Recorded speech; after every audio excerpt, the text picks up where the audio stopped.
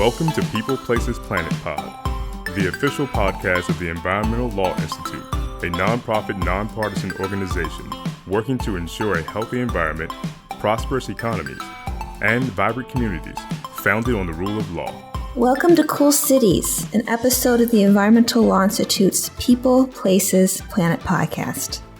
My name is Cynthia Harris, and I'm Deputy Director of EOI Center for State, Tribal, and Local Environmental Programs. We're recording this episode on a chilly November day, but I still remember this past July when it hit about 100 degrees Fahrenheit here in DC. It was hot. In fact, July was the hottest month in recorded history, and 9 of the 10 warmest years have occurred since 2005. Think about that. Heat waves are growing longer, hotter, and more frequent due to climate change. And cities are particularly impacted because climate change exacerbates something called the urban heat island effect. That means local governments are on the hook for preparing for the serious public health impacts. But what are some of the tools that are available to them? It's a public health crisis. Even now, extreme heat kills more people than any other natural disaster. Today, we're joined by 3 experts to weigh in on one possible solution: air conditioning, or AC. Some cities with historically high temperatures, think Phoenix, Dallas, already require landlords provide tenants with AC units. But what if the rest of the U.S. followed suit? Are AC ordinances actually effective in addressing extreme heat? And what are the obstacles and consequences of implementing them? Let's introduce today's 3 guests, each with expertise in different aspects of this issue: the science, the law, and the politics. And may I say, this is a very cool panel. Rachel Licker is a senior climate scientist at the Union of Concerned Scientists. She's also an author of a recent report titled Killer Heat in the United States: Climate Choices and the Future of Dangerously Hot Days. It's a great read. I recommend you check it out. Michael Gerrard is a professor at Columbia Law School and faculty director of the Sabin Center for Climate Change Law. It's fair to say he's a big celebrity in the climate change world. Michael recently authored Heat Waves: Legal Adaptation to the Most Lethal Climate Disaster So Far. Finally, we're privileged to be joined by Councilmember Tom Hucker from Montgomery County, Maryland, not far from where we're sitting in D.C. right now. Councilmember Hucker is sponsoring Bill 2419, which would require landlords in the county to provide and maintain air conditioning in rental units. Thank you all so much for being here. Thank you for having us. Thank you. First off, let's set the stage and address the science and trends behind extreme heat in urban areas.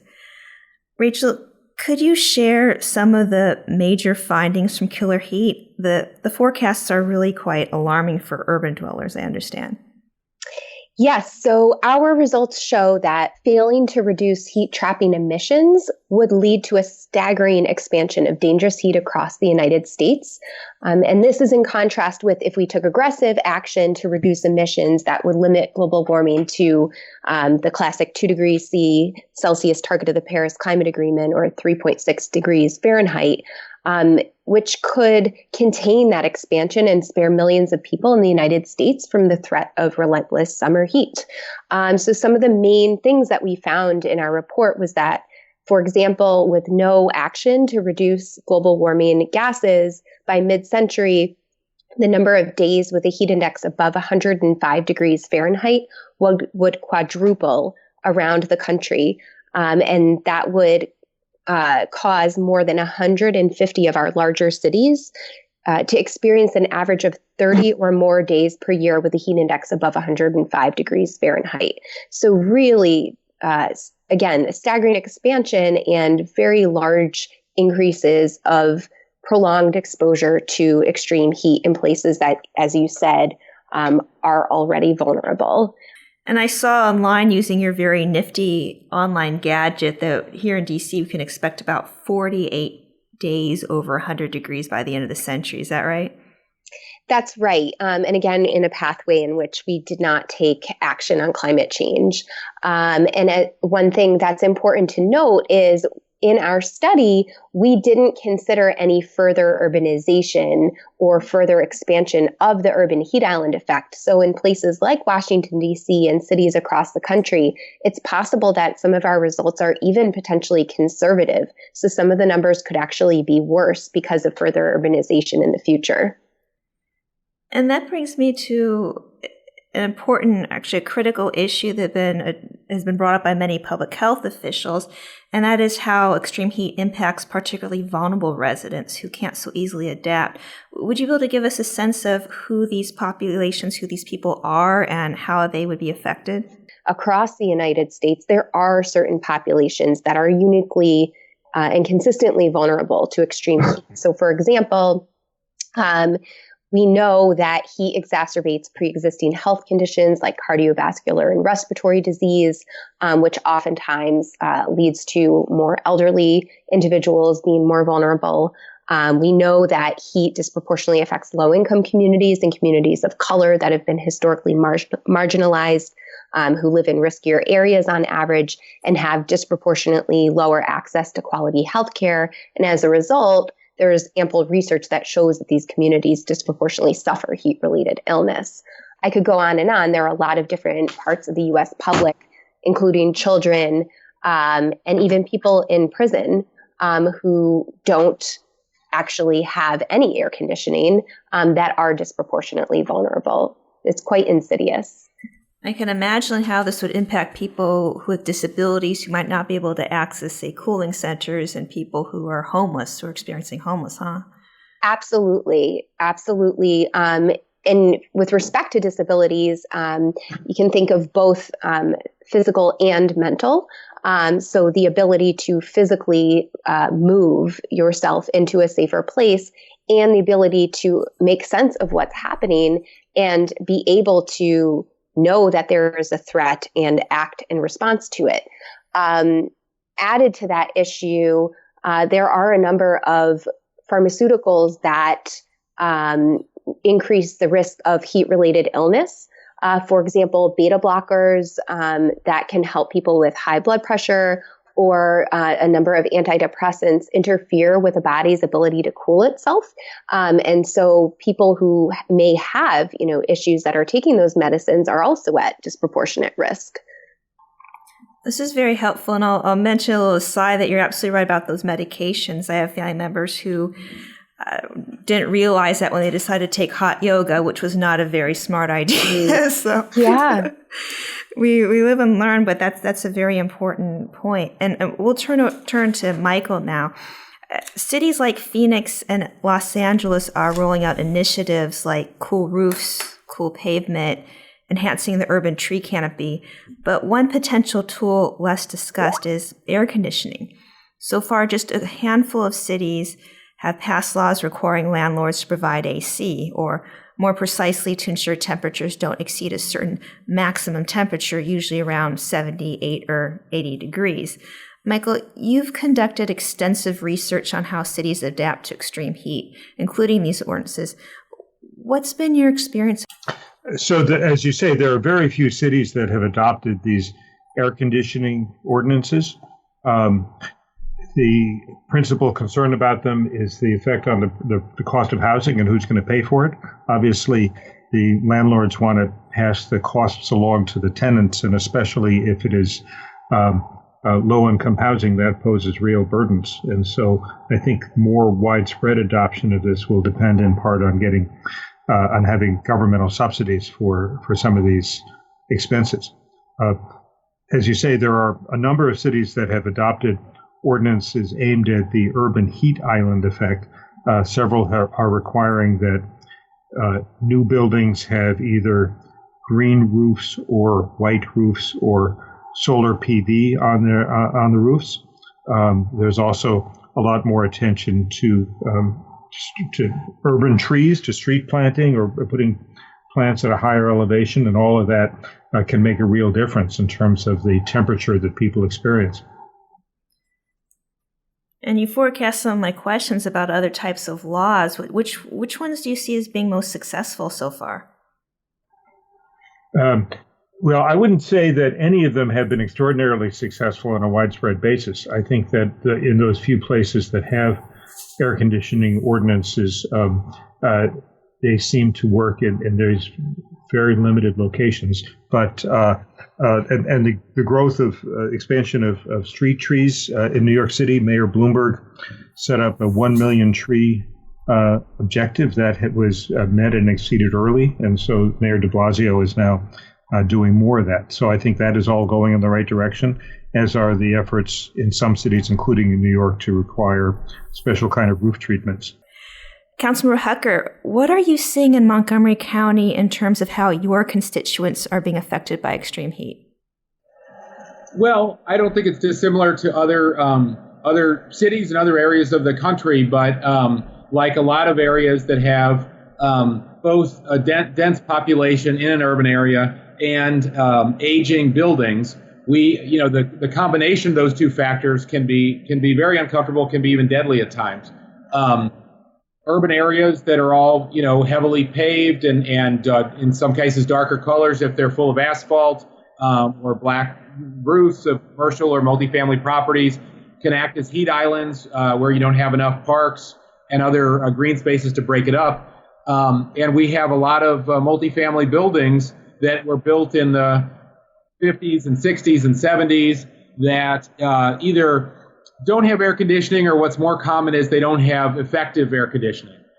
So we have an awful lot of tenants that are facing very high heat whenever our heat climbs into the 90s, which is quite common in the DC area.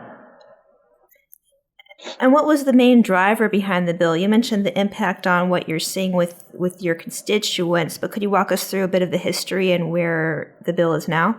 I've been involved in tenant issues for a long time, going back to when I was a community organizer in this area. And on the previous council before this past year, the current county executive served on the council, and he and I worked together on a bill he sponsored to improve conditions for tenants.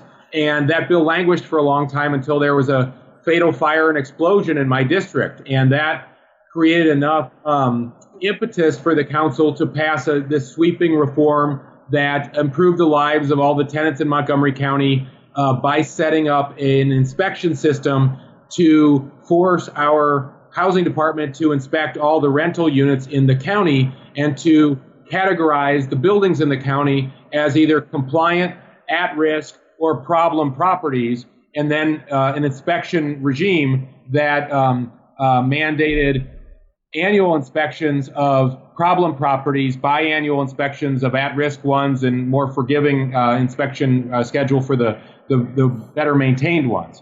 So in the effort to, once that bill passed, there has been a surge in inspections of our problem properties, many of which are in my district. I represent about a fifth of Montgomery County, but have about 200,000 immediate constituents. Many of them are in these old housing buildings. And many of them were facing vermin and mold and other things, but many of them also complain about failing air conditioning.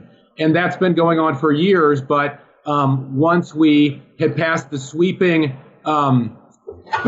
bill, we realized that air conditioning isn't required in our housing code. Other things like vermin and mold, are named in there as problems, but we do require heat, but we don't require air conditioning. And I think that's sort of an anachronism of a bygone time when, many fewer people would die of cold, but not of heat.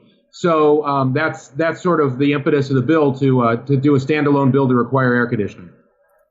And currently it's working its way through the committee process as of the time of this recording. What are the next steps? The committee will have its third work session on the bill, and I expect it to pass out at that time, and then it'll go to the full council probably 2 weeks later, and I expect it to pass the full council probably in the posture that comes out of the committee. Wonderful. Thank you so much. Let's talk about some of the obstacles these types of ordinances face in implementation and some potential solutions. First, let's address the elephant in the room. AC requires energy. We have a Department of Energy report from 2015 showing that heating, ventilation, and air conditioning accounts for about 35% of total building energy consumption. And the council member mentioned some of these older buildings, which are probably not quite as energy efficient as newer construction right now. If your power isn't generated by renewables, cranking up the AC can actually increase greenhouse gases, contributing to the climate change impacts you were talking about earlier. Rachel, could you explain a bit about how this cycle works? During extreme heat events, as a result of increased energy demand to power air conditioning units, the dirtiest power plants, known as peaker plants, are typically brought online. And there's new research from the University of Wisconsin that forecasts that in a warming world, as a result of increases in air conditioning use, fine particulate matter and ground level ozone air pollution will increase, which the study forecasts would cause an additional 1,000 deaths in the eastern United States by mid-century.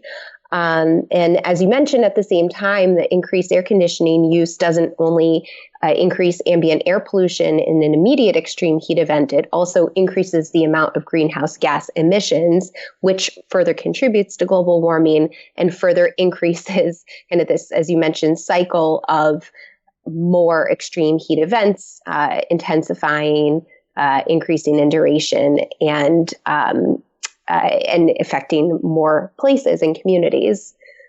I should also say that we could break this cycle and have a win-win-win for climate change, air pollution, and human health if we did invest in clean energy in different communities. So we're not bringing these kinds of peaker plants online, but instead in the midst of an extreme heat event, we could be relying on more clean, renewable energy resources.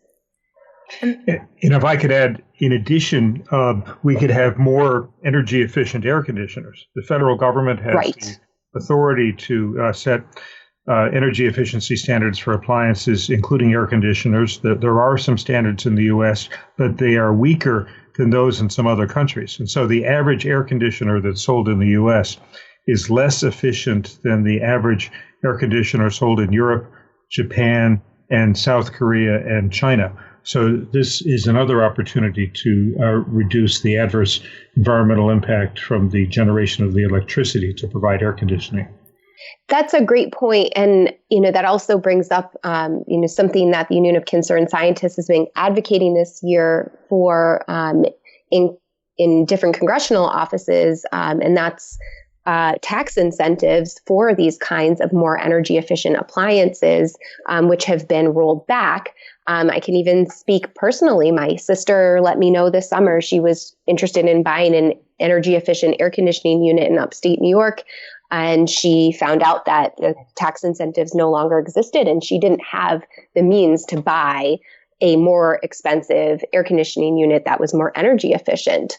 And so you see these kinds of middle class and lower income families that would be faced with a burden.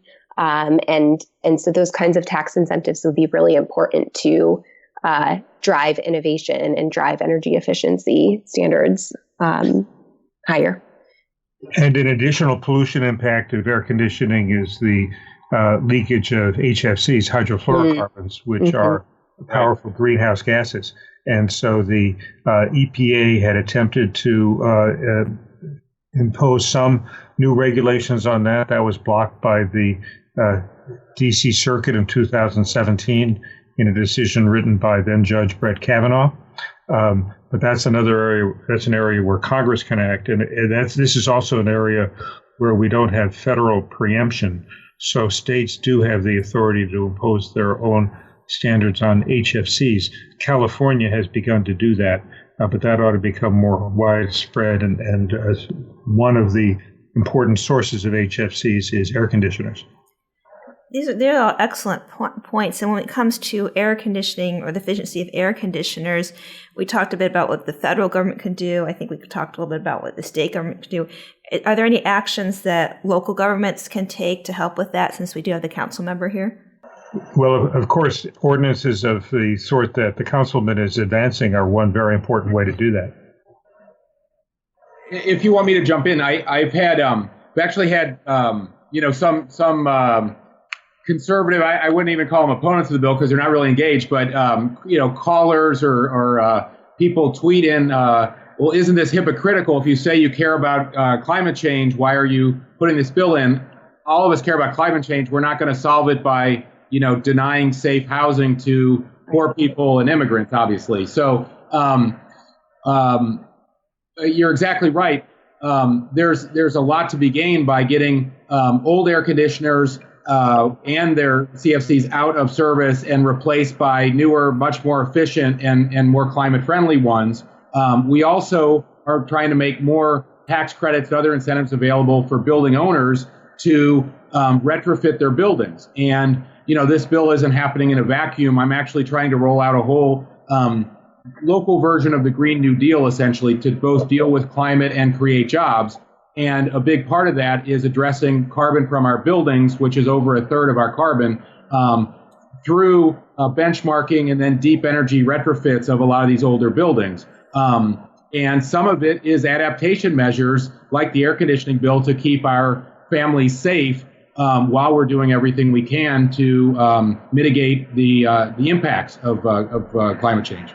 Another kind of action that could be taken at the state or city level concerns modifications to landlord-tenant law. Every state has either by common law or statute the warranty of habitability for tenants. And traditionally, that is only applied to supplying heat and water and some other things, but that could be expanded to apply to cooling in particular situations. So even if you don't explicitly require air conditioning, you can say that it's a violation of the landlord's obligations if they don't provide some form of cooling. And as Rachel said, with all of these tools available on the local, state, and federal level, we could hopefully end up with a win-win-win situation for tenants and for the wider environment. But if you build it, will they come? It costs money to run the AC. In 2018, the U.S. Energy Information Administration, which just goes to show you there's a federal agency for just about everything, they reported AC accounts for about 12% of U.S. home energy expenditures. In hot, humid regions, it can account for 27%. That's over a quarter. This means landlords are passing along the costs through rent, or tenants have to pay higher electricity bills directly. Now, the federal government funds state low-income home energy assistance programs. Now, that's a mouthful, so we call it LIHEAP. And this assists low-income families with paying their energy bills. But the overwhelming majority of funding goes to heating homes in the winter, and only 18 states plus D.C. provide cooling assistance. And money usually goes to buying rather than to operating AC. Michael, you've addressed these programs, and Killer Heat notes that 1 in 3 U.S. households already struggle to afford the cost of energy. Michael, can you talk about how these programs work and what the gaps are when it comes to cooling? Yes, well, many states, as you say, have these low-income energy assistance programs that typically apply to heat, and they do apply to the oil or gas or electric bills that people have to pay for their heat. But a few of the states apply these programs to cooling, and those that do, it's mostly to buy the air conditioner rather than run them. The cost of running an air conditioner can be very high, and there are quite a few low-income families that own an air conditioner, but they can't afford to run it. These programs should be modified, in my view, to provide for funding both to buy air conditioners and to run them, in view of what Rachel has said about the tremendous health threats caused by extreme heat. I think this is an area where we need to go. Are there any potential solutions? Well, the potential solutions are in the hands of the states on how they want to spend the money. Fair enough.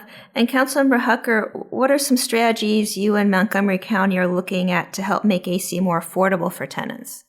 Incentivizing, landlords to replace these old, inefficient ones with more efficient ones. We found, there's very few buildings that I think have no air conditioning, but a lot that have very old, ineffective ones. And I think with the requirement, that's going to incentivize landlords to make the investment in newer, more efficient ones. Maryland, as a state, has while it has a LIHEAP program, it pays not for the particular appliance, but it pays low-income customers electric or gas bills. And so for qualifying customers, they can get a check sent directly to the utility to cover arrearages. So that's one of the buffers that we have, at least in Maryland. And as of the time of this recording, the Planning, Housing, and Economic Development Committee was considering an opt-out provision for tenants. Is that right? On to my bill? Yes. Oh, an opt-out of. Oh, if a tenant wants to keep their own costs low, they could opt out. Yeah, I think we might. We're going to discuss it again in committee. I'm a little concerned about sort of a blanket provision. While able-bodied tenants, might see the advantages in just opting out, I'm a little worried about the opportunities it might give landlords to take advantage of some tenants that we have a very large immigrant community. We have a lot that are not proficient in written English. I think it would be easy in the rush to sign all the complicated documents and very long leases that we present people with to sign away your rights in a way that you might later regret. So I think I would prefer to see language that says something about the control of the tenant to the ability of the tenant to control his or her temperature in the unit. Many that have individual thermostats or window units will have that ability, and if they control it themselves, then it would take I'm fine taking the liability away from the landlord if the tenant is voluntarily raising their own heat. That's a very interesting point, since from what I read, the recent possibilities of an opt-out, the safeguards would mostly be written into the lease. So you bring up a very interesting point about people who are not as familiar with the language, not as proficient in language, or might just rush through a very long lease agreement. So that's an interesting point there. Let's talk about some other cool tools available to local governments. What other kinds of laws can cities enact? Rachel, what tools are considered the most effective in the land use and public health context?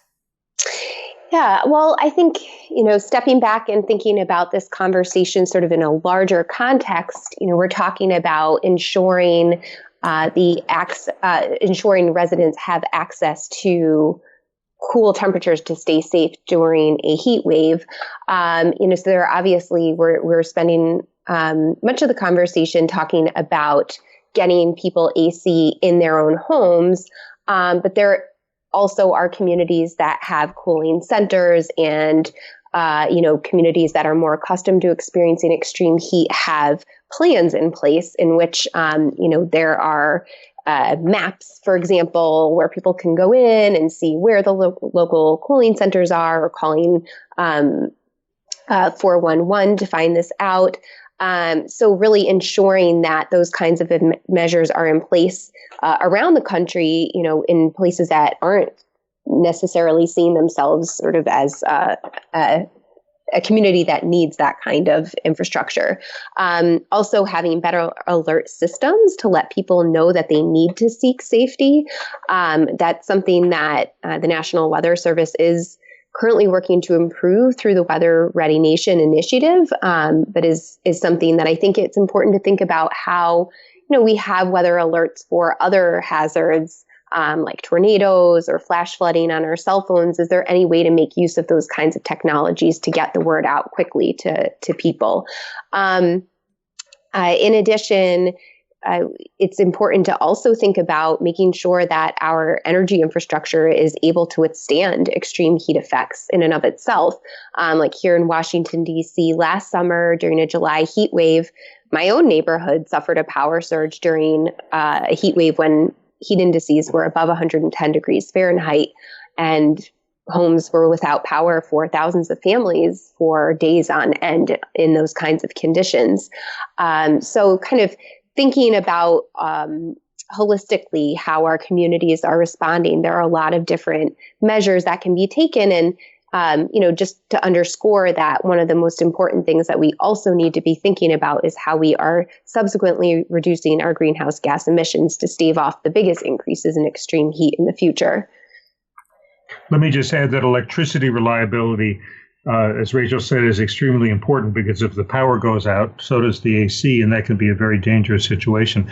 A few years ago, the New York Public Service Commission required Consolidated Edison Company to do a study on its vulnerability to heat waves as well as to various other climate worsened events. Con Ed is shortly going to be coming out with that study, and I expect that following up on that, it will be making a number of specific recommendations for how the power system can be rendered less vulnerable to going out in a heat wave. And that's a really important point. And speaking of New York City, and going back to what we were talking about vulnerable populations, you have New York City has a Be a Buddy program, a pilot that's been rolling out in 3 neighborhoods where different neighborhood organizations identify and reach out to socially isolated individuals, which was a big issue in the 95 heat wave in Chicago. So there is really an expansive set of tools that can be used. And Michael, going back to you, and you touched on some different types of laws and programs that you would propose. Do you want to discuss them a bit more, flesh them out a bit? One kind of law that some cities have adopted, but I think should be adopted on a much broader basis, would be on roofs, that roofs of new buildings should be either painted white, or they should have green roofs, or they should have solar PV. That's for new buildings. For existing buildings, there ought to be, in my view, at least incentives to retrofit buildings that are physically suitable for it, that have the right kinds of angles and so forth, to install these kinds of additions. A white roof not only reduces the heat in the neighborhood, but it also significantly reduces the cooling demand within the building and allows for less energy consumption for air conditioning. Some cities are also becoming much more aggressive about requiring street trees and other kind of planting. A number of studies have shown that one little recognized environmental justice issue is it tends to be a lot hotter in poor communities than in affluent communities because there's a higher ratio of pavement to greenery. And so one way to address that is governmental programs that plant a lot of trees and bushes and that kind of thing. And that's fascinating. And I believe from your article, you mentioned it could be up to 45 degrees cooler in the shade. Is that right? Yeah, it makes all the difference in the world. And New York City has been very vigorous with that, and a number of other cities are beginning to move in that direction. Yeah, you can think about, back in the day when people didn't have air conditioning units, you look at the design of cities and, my dad grew up in the Bronx and, he always talked about how when there were heat waves, you go to the park across the street that had benches under trees and sit out there. And, so just really thinking about the kinds of tools that we readily have at hand that are kind of low hanging fruits to get people into more comfortable environments quickly. And Council Member, is Montgomery looking into any of these types of ideas we've been discussing? Yeah, we have just in the last few years. Last year, I passed a bit. We've had a commercial PACE program, commercial property assessed clean energy program, for a while. It did not apply to new construction, and so just last year, I passed a bill to expand it to new construction as well. But we've expanded it to allow developers to access financing for energy efficiency and renewable energy upgrades for things like green roofs. And, there's a big gap between the ones who want to take advantage of it and the ones who don't. Even before that was done, we have one manufacturing company, even in a dense urban area like Silver Spring that I represent, named United Therapeutics. They make life-saving drugs, but they, because of their social commitments, they built their new building this year, 120,000 square foot building, entirely net zero, right in Silver Spring. And so it has over 3,000 solar panels producing over 1 megawatt, enough to offset all the manufacturing that's going on inside there. And they have 52 geothermal wells drilled through the building as well, plus increased insulation and triple paned windows and electrochromic tinting glass, a lot of technologies that other buildings could be adopting right now. That's fascinating. And we'll be moving to the conclusion, but one thing that I think we touched on just a bit briefly earlier was technology. I understand Phoenix has shade corridors, in fact, apps that will direct people to walk where it's shady. Have any of you three seen anything cutting edge like this that seems to have promise? Well, the opposite of cutting edge is that it said that Napoleon had trees planted along many of the long roads along which his soldiers would need to march in order to keep them cool. That's pretty nifty. And I think in your article you mentioned the value of passive cooling requirements. So learning from historic examples too as well. That's right. There was no such thing as air conditioning until the early part of the 20th century. And before that, lots of people lived in hot areas. And it was customary to design homes so that you'd have much better ventilation, you'd have better shading, you'd have other ways of coping with the heat. There's no reason that that can't be restored. And we see a few examples of these passive homes and zero electricity homes that rely on these advanced, or not advanced, these really ancient ventilation and shading techniques that are really very effective. Finally, if there's just one thing each of you wants our audience to really take away about this issue, what is it? We'll start with Rachel, then Michael, and finally the council member. Rachel? Yeah, thank you. I think the one thing that I would want to leave people with is that there is a lot of power in the choices that we make today.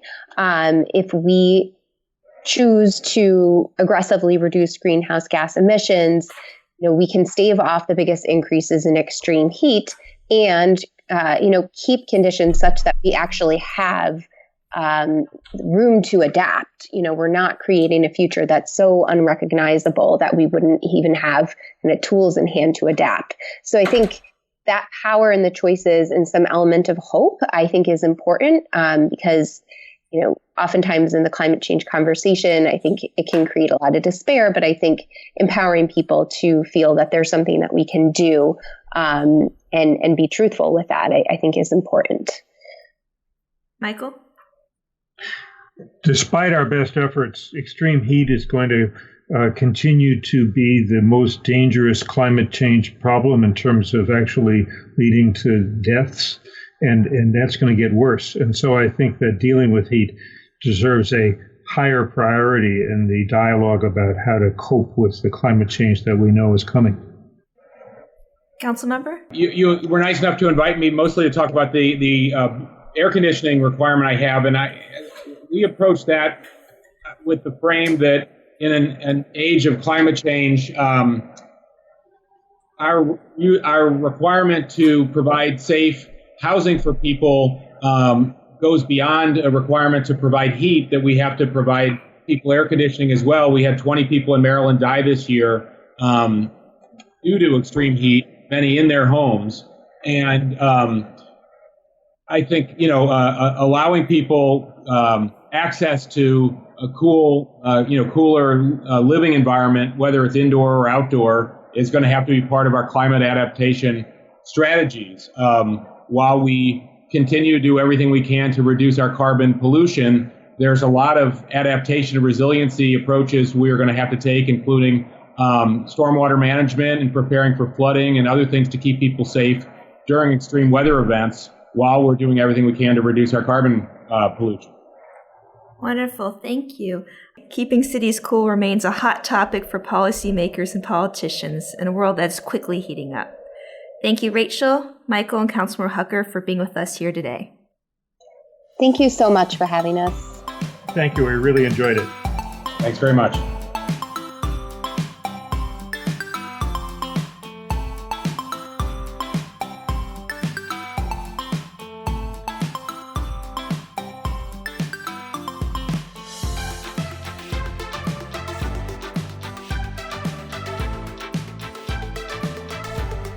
Thank you for tuning in to People, Places, Planet Pod, brought to you by the Environmental Law Institute.